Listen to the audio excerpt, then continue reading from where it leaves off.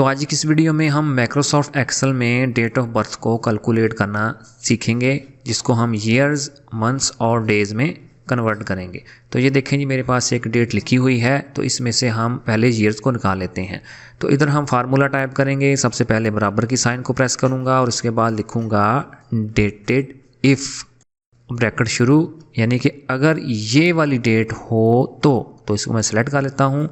और उसके बाद आपने F4 को 2 मरतबा प्रेस करना है, 1 2, और उसके बाद आपने कॉमा लगाना है और उसके बाद आपने लिखना है टुडे, यानी कि आज के दिन तक इसको कैलकुलेट करें। और उसके बाद ब्रैकेट शुरू, क्लोज, और उसके बाद दोबारा आपने कॉमा लगाना है और उसके बाद आपने कॉलन लगाने हैं और यहाँ आपने ईयर को वाई से शो कर देना है और कॉलन को आपने बंद कर देना है और इसी तरह ब्रैकेट को भी आपने बंद कर देना है। और उसके बाद आप इंटर प्रेस करेंगे तो आप देखेंगे कि आपके सामने ईयर्स आ जाएंगे। तो चलें जी, मैं इसको कॉपी करके नीचे पेस्ट कर देता हूँ और यहाँ हम इसको F2 करके जिधर हमने ईयर्स लिखा था वहाँ हम M लिख देते हैं, यानी कि हमें मंथ्स चाहिए। तो मैं इंटर प्रेस करूँगा तो आप देखेंगे मंथ्स आ जाएंगे।